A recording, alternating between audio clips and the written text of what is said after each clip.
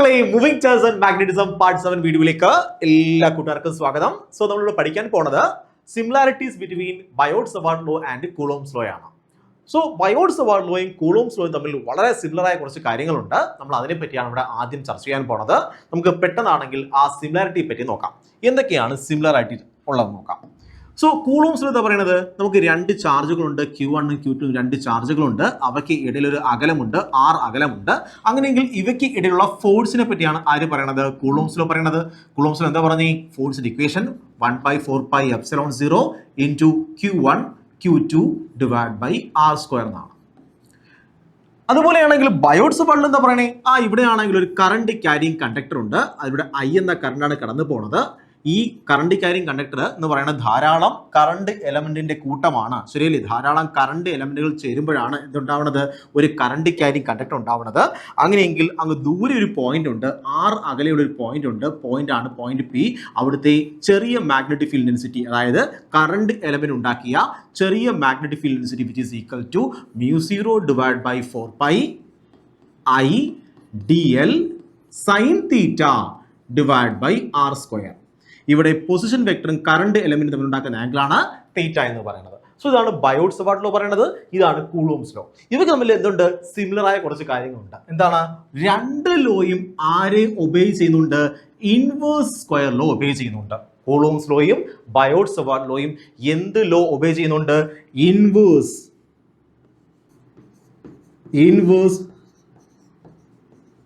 Square law obey ചെയ്യുന്നുണ്ട്. ഇപ്പൊ രണ്ട് ആൾക്കാരും ഇൻവേഴ്സ് സ്ക്വയർ ലോ ഒബേ ചെയ്യുന്നുണ്ട്.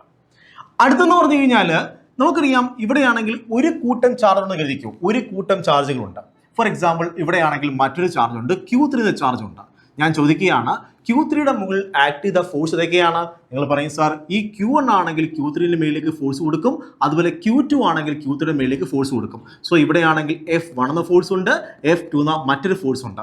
സോ ആകെ ഫോഴ്സ് എന്ന് പറയുന്നത് F which is equal to F1 plus F2. അതായത് ഈ ചാർജിന്റെ എന്തെടുക്കണം, വെക്റ്റർ സം എടുക്കണം. സോ നമുക്ക് എന്ത് കിട്ടും, ആകെ ചാർജ് കിട്ടും, സോ ആകെ ഫോഴ്സ് കിട്ടും. ശരിയാണോ? സോ രണ്ട് ചാർജുകൾ ആക്ട് ചെയ്ത, രണ്ട് ചാർജുകൾ പ്രൊഡ്യൂസ് ചെയ്യുന്ന ഈ ഫോഴ്സിന്റെ വെക്റ്റർ സം എടുത്തു കഴിഞ്ഞാൽ ആകെ കിട്ടും. എന്താ പറഞ്ഞേ, വെക്റ്റർ സം എടുത്താൽ, ഈ രണ്ട് ഫോഴ്സിന്റെ വെക്റ്റർ സം എടുത്താൽ നമുക്ക് ആകെ ഫോഴ്സ് കിട്ടും.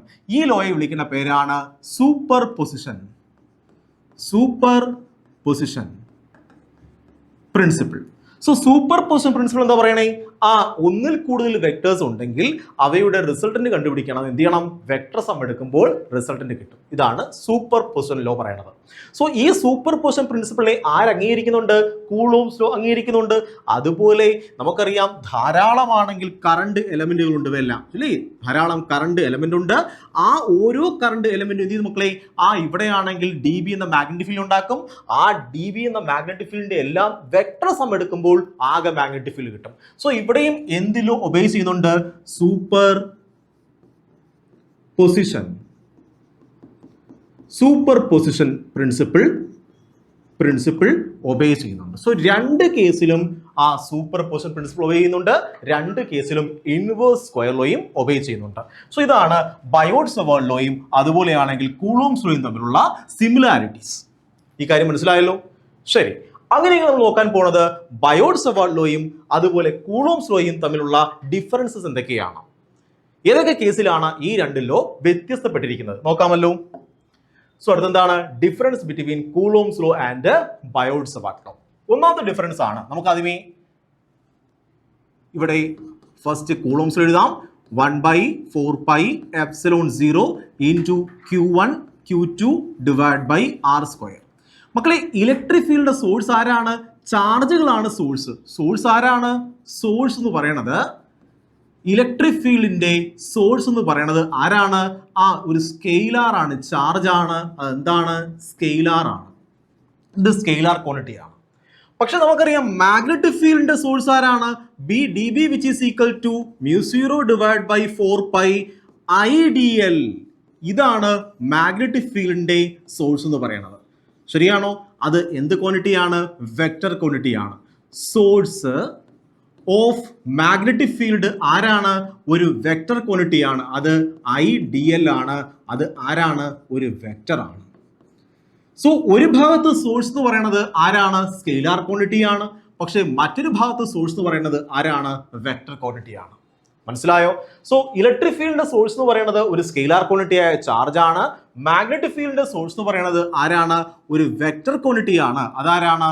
നമ്മുടെ ഐഡിയൽ എന്ന് പറയുന്ന കറണ്ട് എലമെന്റ് ആണ്. അത് വെക്ടർ ക്വാണ്ടിറ്റി ആണ്. ഇതാണ് ഫസ്റ്റ് ഡിഫറൻസ്. ഓക്കെ ആണോ? ഡിഫറൻസ് മനസ്സിലായോ? ശരി, അടുത്ത ഡിഫറൻസ്.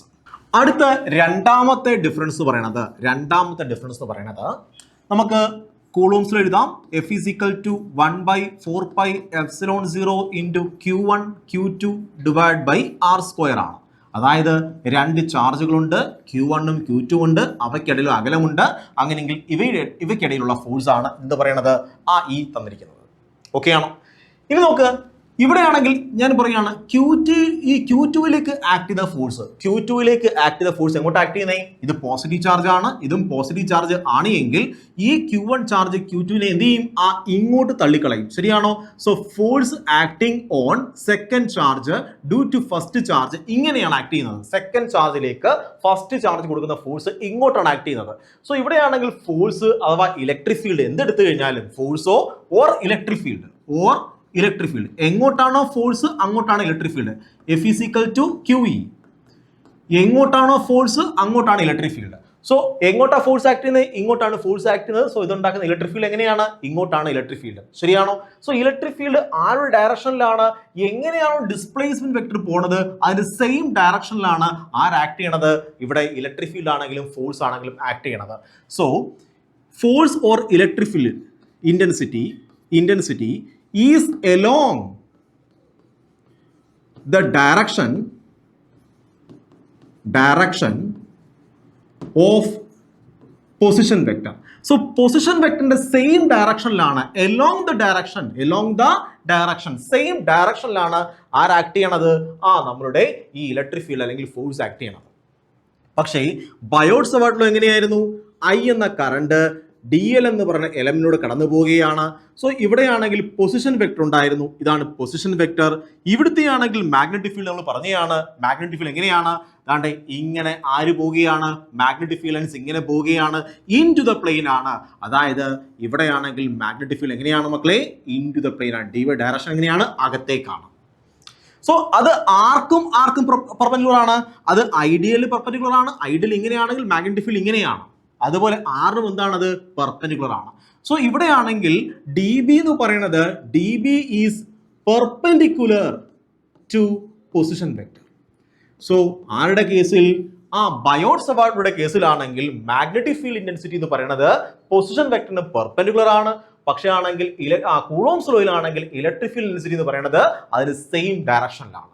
മനസ്സിലായോ? വ്യത്യാസം മനസ്സിലായോ മക്കളെ? ഡിഫറൻസ് മനസ്സിലായോ?